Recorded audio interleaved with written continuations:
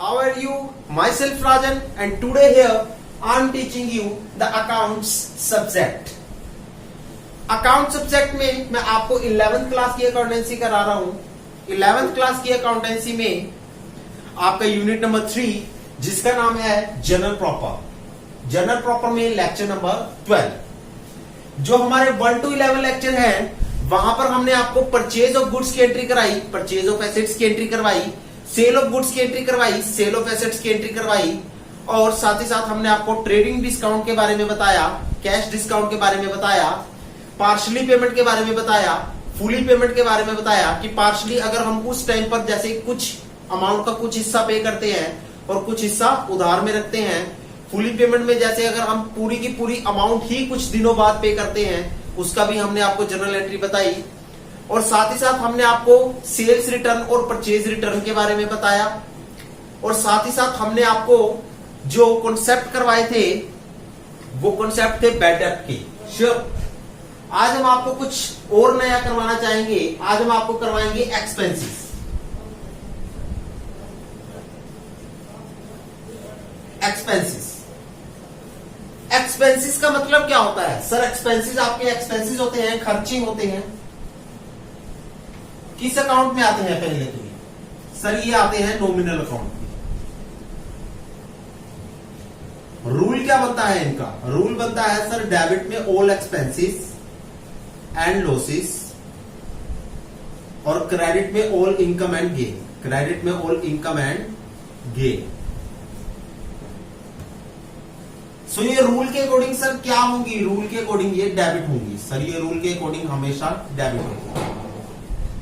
Sir आपने हमें lecture number unit number 2 में आपने हमें एक्सपेंसेस की डेफिनेशन भी बताई थी और ये भी बताया था कि क्या क्या एक्सपेंस होते हैं. एक बार हमें दोबारा से बताइए. आपके एक्सपेंसेस होते हैं, आपके जो एक्सपेंसेस होते हैं वो होते हैं जैसे कि रेंट पे करना, रेंट पेड करना. सेकंड है आपका सैलरी पेड करना. फिर आपका वेजेस पे करना. और एक सबसे बड़ा एक्सपेंस है परचेज का, जिसकी हमने जर्नल एंट्री ऑलरेडी कर ली है. Purchase of goods, purchase of assets की जर्नल एंट्री हमने कर ली है. रेंट पे करना मतलब फैक्ट्री का रेंट पे करना, ऑफिस का रेंट पे करना. सैलरी पे करने का मतलब है एम्प्लॉइज को सैलरी देना. वेजेस पे करने का मतलब है वर्कर्स को सैलरी देना, यानी कि वर्कर्स को वेजेस देना, वर्कर्स को उनकी दिहाड़ियां देना. श्योर. डेली उन्हें रेम्युनरेशन देना.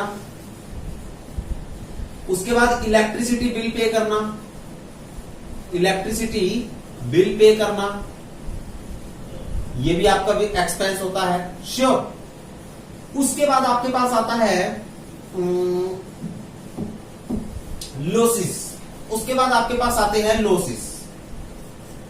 लॉसेस भी क्या होते हैं? लॉसेस भी आपके नॉमिनल अकाउंट में आते हैं.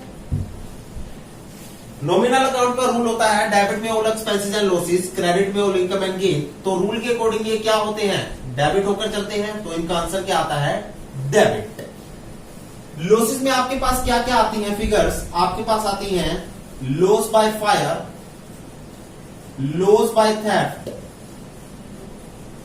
श्योर जी, चैरिटी देना, फ्री सैंपल में देना गुड्स को, फ्री सैंपल में डिस्ट्रीब्यूट करना गुड्स को, फ्री सैंपल डिस्ट्रीब्यूशन. यहां पर एक और आ सकता है जैसे कि आपका कमीशन पे करना. श्योर जी.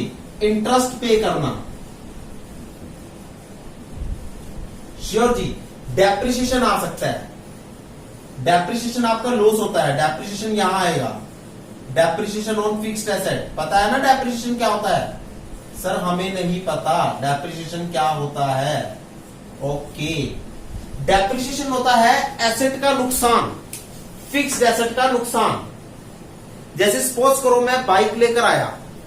श्योर. मैंने बाइक ली 1,10,000 रुपए की, 1,10,000 रुपीज की. श्योर. जब मैंने 1 साल उस बाइक को चलाया, मैंने 1 साल उस बाइक को एंजॉय किया, तो 1 साल बाद क्या वो बाइक 1,10,000 की रहेगी? क्या उसकी कीमत सेम रहेगी? नहीं. उसकी कीमत यूज के अनुसार कम हो जाएगी. उसकी कीमत यूज के अनुसार कम हो जाएगी। उस बाइक की value day by day numbers of years के अकॉर्डिंग डाउन होती जाएगी ना। तो उसकी बाइक की जो वैल्यू है वो यूज के अनुसार उसकी वैल्यू डाउन होती जाएगी, उसकी कॉस्ट, उसका प्राइस, उसकी कीमत यूज के अनुसार कम होती जाएगी, डाउन होती जाएगी। तो वो जितनी डाउन होंगी, जितनी कम होंगी, उस नुकसान को कहा जाता है depreciation. That is the decrease in value of asset. Decrease in value of asset, value of fixed asset, ये होता है डेप्रिसिएशन का मीनिंग। श्योर जी, फिर से बताता हूं। जैसे सपोज करो मैंने एक बाइक ली 1,10,000 की, मैंने एक साल उस बाइक को चलाया, क्या वो एक साल बाद उसकी कीमत 1,10,000 रहेगी? सर एक साल बाद उसकी कीमत 1,10,000 नहीं रहेगी, उसकी कीमत कम हो जाएगी, उसकी कीमत कम हो जाएगी। और कम होने पर उस बाइक की कीमत 90,000 हो जाएगी, 80,000 हो गई। श्योर। तो जितनी भी उसकी कीमत कम हुई, उस नुकसान को कहा जाता है decrease in value of fixed asset, that is called the depreciation on fixed asset. Sure ji. Okay sir, आपने हमें लॉसेस के बारे में भी बताया, आपने हमें एक्सपेंसेस के बारे में भी बताया। एक जो सबसे बड़ा डिफरेंस है उसके बारे में, बैड डेप्ट। बैड डेप्ट भी क्या होता है? आपका लॉस होता है। हमने अपने पिछले लेक्चर में किया था ना बैड डेप्ट, तो ये भी क्या होता है? आपका लॉस होता है। इसके बारे में हम डिस्कस कर चुके हैं। श्योर जी। और इधर से हम परचेज के बारे में डिस्कस कर चुके हैं। तो ये दो आइटम्स हम अच्छे से डिस्कस कर चुके हैं। सर एक और डिफरेंस बताने वाले थे आप हमें एक और डिफरेंस बताइए जो बेहद खास है। जैसे एक वर्ड लिखा होता है रेंट पेड, जैसे आपको लिखा हुआ है रेंट पेड, श्योर, और एक लिखा हुआ है रेंट पेइंग, और एक वर्ड लिखा हुआ है रेंट पेएबल, रेंट पेबल। ये तीन वर्ड लिखे हुए हैं सर, इनमें क्या डिफरेंस होगा? आप हमें इनमें डिफरेंस बताइए, क्योंकि डिफरेंस की वजह से ही इनकी जर्नल एंट्री अलग अलग पास होकर चलती है। श्योर। रेंट पेड का मतलब होता है रेंट पे हो चुका है। पेड का मतलब होता है पे हो चुका है। सो इस पेड का मतलब होता है पे हो चुका है। Sure guys. और यहां है रेंट पे हो रहा है, रेंट पे हो रहा है। श्योर जी। पेइंग का मतलब होता है पे हो रहा है, और पे एबल का मतलब है रेंट का पे होना बाकी है, रेंट का पे होना बाकी है। सो पेबल का मतलब होता है पे होना बाकी है, पे होना बाकी है। सर ये आपकी पास्ट फॉर्म हो गई, ये प्रेजेंट फॉर्म हो गई, और ये फ्यूचर फॉर्म हो गई। हम इसकी जर्नल एंट्री पास करते हैं, इसकी जर्नल एंट्री कभी भी पास नहीं करते, और इसकी जर्नल एंट्री पास करते हैं। हम पास्ट की जर्नल एंट्री पास करते हैं, प्रेजेंट की जर्नल एंट्री कभी पास नहीं करते, और जो फ्यूचर में होने वाला है या जो होगा उसकी भी जर्नल एंट्री पास करते हैं। सो ये बेसिकली डिफरेंस है। अगर यहां सैलरी पेड लिखा हो, सैलरी पेइंग लिखा हो, या सैलरी पेबल लिखा हो, तो आप उसका भी डिफरेंस, उसकी भी डिफरेंशिएशन आप आराम से कर लोगे। पेड का मतलब है पे हो चुका है, पेइंग का मतलब है पे हो रहा है, पेबल का मतलब है पे होना बाकी है। सर ये जो पे हो चुका है, तो ये मेरा क्या बन गया? एक खर्चा बन गया, मेरा ये एक्सपेंस बन गया। ये जो पे हो चुका है, मैंने एक अमाउंट को पे कर दिया, वो मेरा क्या बनेगी? वो मेरा खर्चा बन जाएगी, क्योंकि मैं उसे पे कर चुका हूं, वो मैं खर्चा कर चुका हूं, तो अब वो फाइनली मेरा खर्चा ट्रीट हो गया मेरी बुक्स ऑफ अकाउंट में। श्योर। पे हो रहा है, इसका कोई भी ट्रीटमेंट नहीं होता हमारी बुक्स ऑफ अकाउंट में। पे होना बाकी है, तो ये पे होना बाकी है, ये मेरा क्या बन जाएगा? कर्जा बन जाएगा। मैंने वो अमाउंट पे करनी बाकी है, वो पे होना बाकी है, तो वो मेरा कर्जा बन जाएगा। दैट मीन्स टू से वो मेरी लायबिलिटी बन जाएगी, वो मेरी लायबिलिटी बन जाएगी। सर कौन सी लायबिलिटी बनेगी? वो मेरी आउटस्टैंडिंग लायबिलिटी बनेगी। ये मेरी आउटस्टैंडिंग लायबिलिटी बनेगी। आउटस्टैंडिंग लायबिलिटी बनेगी। श्योर जी, ये मेरी आउटस्टैंडिंग लायबिलिटी बनेगी। सो ये बेसिकली डिफरेंस है। अगर पेएबल लिखा हो तो वो आउटस्टैंडिंग लायबिलिटी बनती है, अगर पेड वर्ड लिखा हो तो वो एक्सपेंस बनता है। श्योर, ये आपको कहीं भी लिखा हुआ नहीं शो होगा। ये मैंने जस्ट समझाने के लिए बताया है आपको। श्योर, मीनिंग की क्लैरिफिकेशन करने के लिए बताया है आपको। सो पे वर्ड लिखा हो तो पे क्या बनता है? पे आपका एक्सपेंस बनता है। पेबल आपका क्या बनता है? पेबल आपकी लायबिलिटी बनती है। श्योर जी, और क्या बनती है? आउटस्टैंडिंग लायबिलिटी बनती है। क्या बनती है? आउटस्टैंडिंग लायबिलिटी बनती है। पेड लिखा हो तो वो आपका खर्चा होता है। अगर किसी भी आइटम के आगे, किसी भी अकाउंट के आगे पेड वर्ड लिखा हो तो वो आपका एक्सपेंस होता है, खर्चा होता है। पेएबल वर्ड लिखा हो तो वो आपकी आउटस्टैंडिंग लायबिलिटी होती है। वो आपकी आउटस्टैंडिंग लायबिलिटी होती है। इस बेसिक कॉन्सेप्ट को जरूर नोट डाउन कीजिएगा। ये बहुत इंपॉर्टेंट कॉन्सेप्ट है। इसे जरूर से जरूर नोट डाउन कीजिएगा प्लीज।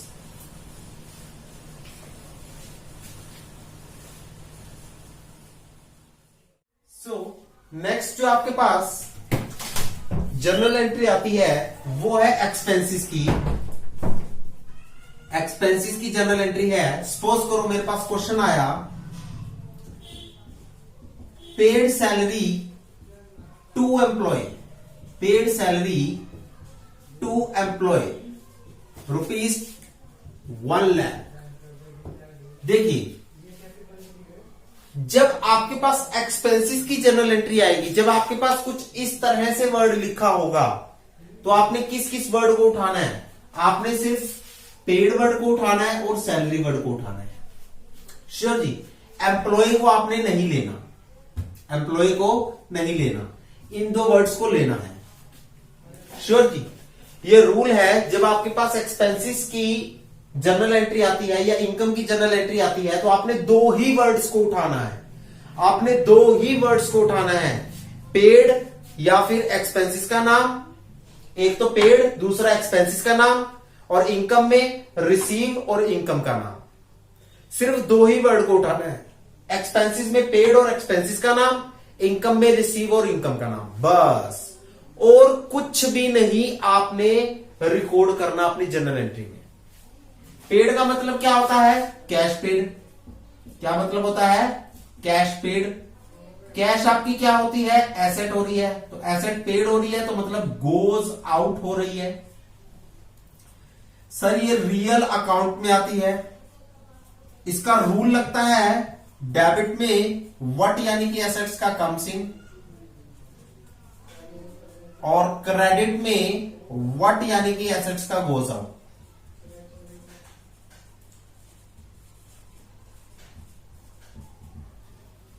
ये रूल लगता है। हाँ जी, चलिए सर, रूल के अकॉर्डिंग ये क्या होगी? गोज आउट हो रही है तो ये क्या होगी? क्रेडिट होगी। क्या होगी? क्रेडिट होगी। सर सैलरी क्या होगी? आपका एक्सपेंस है। हाँ जी, आपका एक्सपेंस है। सर एक्सपेंस होने के साथ ये नॉमिनल अकाउंट में आता है। रूल लगता है डेबिट में all expenses and losses, debit में ऑल एक्सपेंसेस एंड लॉसेस, और क्रेडिट में ऑल इनकम एंड गेन। सो ये रूल के अकॉर्डिंग क्या होगा? सर ये रूल के अकॉर्डिंग डेबिट होगा। रूल के अकॉर्डिंग डेबिट होगा। डेबिट होगा। हाँ जी। सो जर्नल एंट्री क्या हो गई? सैलरी डेबिट हो गई और कैश क्रेडिट हो गया। श्योर जी, तो जर्नल एंट्री हो गई आपकी salary account debit, salary account debit to cash account. ये जर्नल एंट्री हो गई 1,00,000 रुपए से। यहां लिख सकते हो पेड सैलरी ऑफ ₹1,00,000,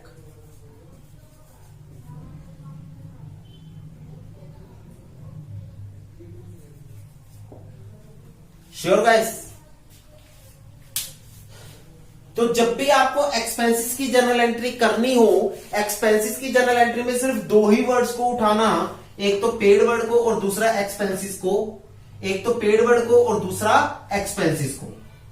पेड आपका बनेगा कैश पेड, और कैश पेड आपका एसेट गोज आउट होता है, कैश आपकी एसेट होती है, पेड का मतलब गोज आउट हो रहा है। श्योर?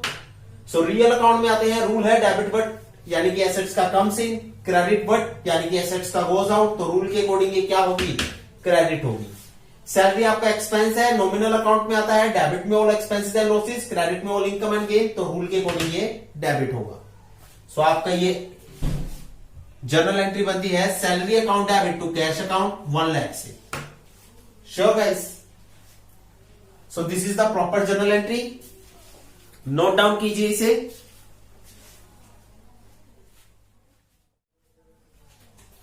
सो नेक्स्ट है जो आपकी आती है journal entry, paid wages to workers for ₹1 lakh.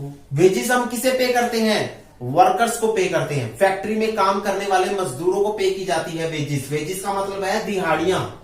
Sure जी? जो हम डेली हर दिन रेगुलर बेसिस पर पे करते हैं। श्योर? देखिए, पेड वेजेस टू वर्कर्स, यहां कौन से दो वर्ड उठाने हैं?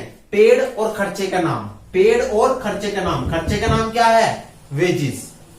पेड और खर्चे का नाम, खर्चे का नाम क्या है? वेजेस।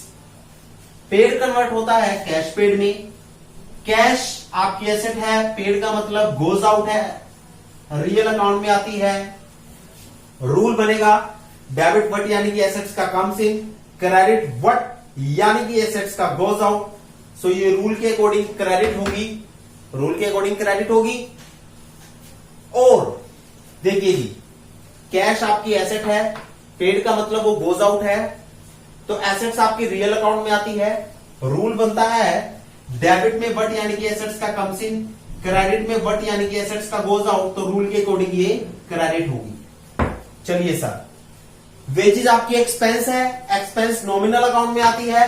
रूल बनता है डेबिट में all expenses and losses, credit में ऑल इनकम एंड गेन, तो रूल के अकॉर्डिंग ये डेबिट होगा, रूल के अकॉर्डिंग ये डेबिट होगा।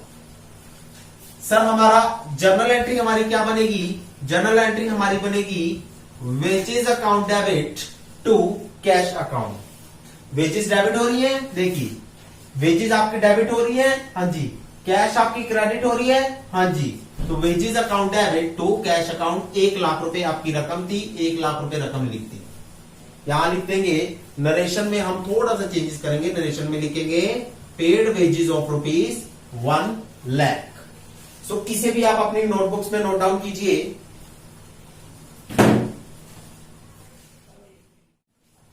जो नेक्स्ट आपकी जर्नल एंट्री है वो है paid commission to Ram ₹1 lakh.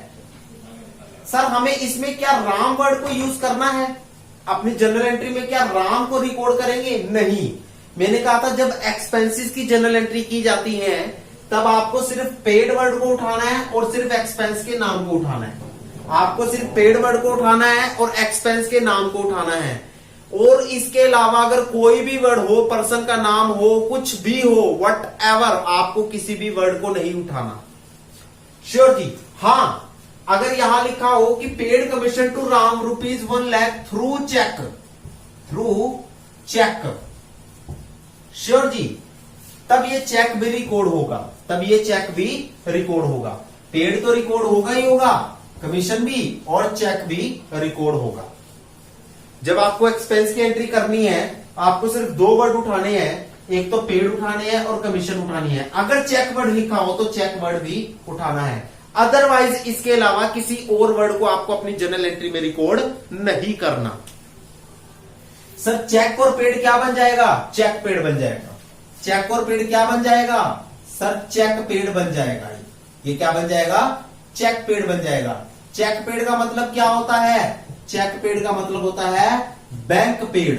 Check paid का मतलब होता है बैंक पेड। श्योर जी? हाँ जी। सर यहां रूल क्या लगेगा? रूल देख लीजिए, बैंक पेड में रूल अलग लगता है। बैंक पेड का रूल देख लीजिए।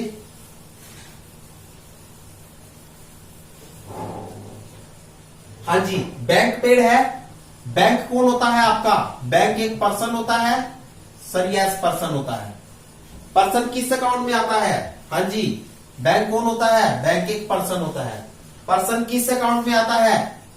बैंक आपका पर्सन होता है, पर्सन आता है पर्सनल अकाउंट में। पर्सनल अकाउंट में आएगा। हाँ जी सर, रूल क्या बनेगा? Debit the receiver, credit the giver, credit the giver. So यहां पर बैंक पे कर रहा है, बैंक पे कर रहा है, बैंक दे रहा है, बैंक देने वाला है। तो बैंक कौन हुआ? गिवर हुआ। बैंक कौन हो गया सर? ये गिवर हो गया। क्या हो गया? गिवर हो गया। तो गिवर के अकॉर्डिंग ये क्रेडिट में आएगा, बैलेंस बनेगा क्रेडिट। चलिए सर, कमीशन। कमीशन आपकी एक्सपेंस है। हाँ जी सर, कमीशन हमारी एक एक्सपेंस है। एक्सपेंस होने के साथ साथ ये नॉमिनल अकाउंट में आती है, नॉमिनल अकाउंट में आती है। रूल बनता है डेबिट में ऑल एक्सपेंसेस एंड लॉसेस और क्रेडिट में all income and gain. So rule के अकॉर्डिंग ये एक्सपेंस क्या होगा? डेबिट होगा, डेबिट होकर चला। सो हम एंट्री क्या लिखेंगे? Commission account debit to bank account. हम एंट्री लिखेंगे commission account debit to bank account, to bank account.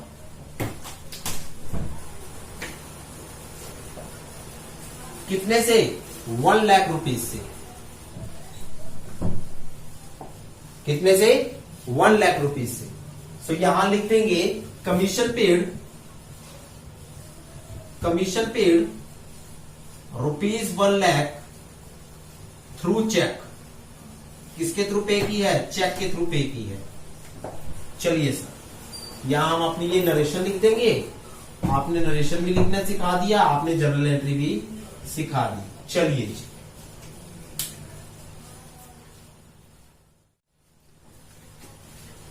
देखिए गाइस, नेक्स्ट आपके पास है स्टेटमेंट। स्टेटमेंट में वो देखिए क्या कहता है। कहता है 10% इंटरेस्ट पेड हुआ है on bank loan of ₹1 lakh. मतलब बैंक का लोन है 1 लाख रुपए का, उस पर आप 10% इंटरेस्ट पे कर रहे हो।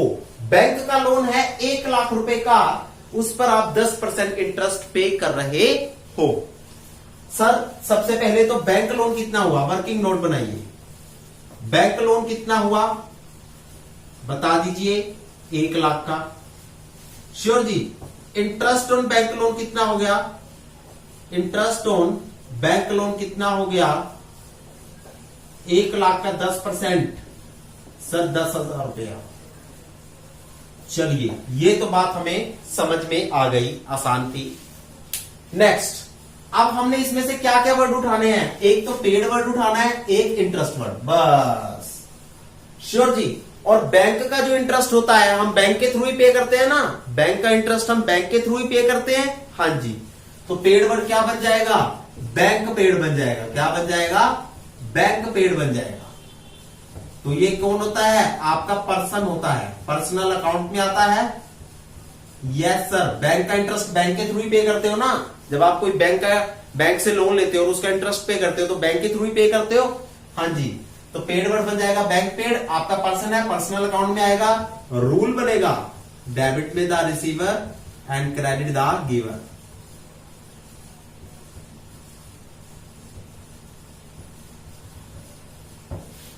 सो रूल के अकॉर्डिंग ये क्या होगा? हाँ जी, बैंक पे कर रहा है तो बैंक कौन है? बैंक देने वाला है, पे करने वाला है, देने वाला है, गिवर है। तो रूल के अकॉर्डिंग ये गिवर होगा। तो ये क्या होगा? क्रेडिट होगा।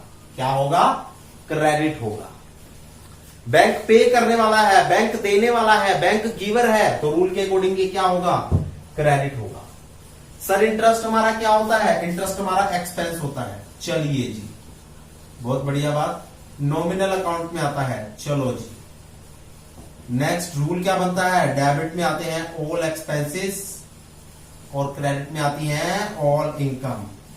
सर ये भी हमें समझ में आ गया। सो ये एक्सपेंस है तो सिर्फ एक्सपेंस होने के साथ साथ डेबिट होगा। अमाउंट कितनी लिखी जाएगी? सर 10,000 रुपए लिखी जाएगी। 10,000 ही बनता है ना। हाँ जी, तो 10,000 रुपए लिखी जाएगी।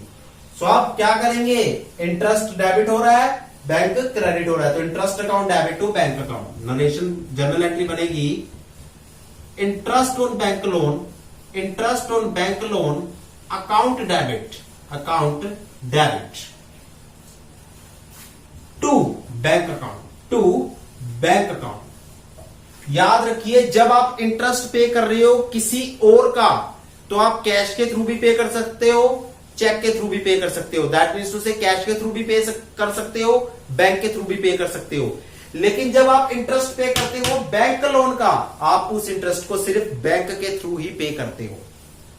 जब आप इंटरेस्ट पे कर रहे हो बैंक लोन का, तो आप उस इंटरेस्ट को सिर्फ बैंक के ही थ्रू पे करते हो, बैंक लोन के इंटरेस्ट को बैंक के थ्रू ही पे करते हो। So interest on bank loan account debit to bank account. Sure guys? कितना?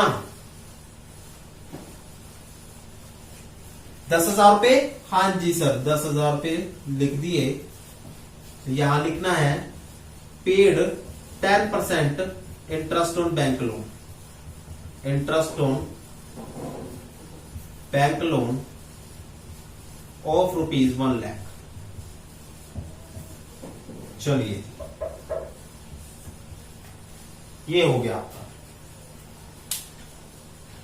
Sure guys? So guys, this is all about our expenses. Next lecture में, जो नेक्स्ट लेक्चर होगा, नेक्स्ट लेक्चर में lecture number 13 में हम करेंगे आपके सामने लॉसेस से रिलेटेड एंट्रीज और इनकम्स के बारे में कुछ डिस्कस करेंगे। इनकम से रिलेटेड हम आपके सामने कुछ डिस्कशन करेंगे, उसकी मटेरियलिस्टिक इंफॉर्मेशन आपके सामने डिस्कस करेंगे। सो आज के लिए इतना ही काफी। Thank you guys, have a nice day, thank you so much.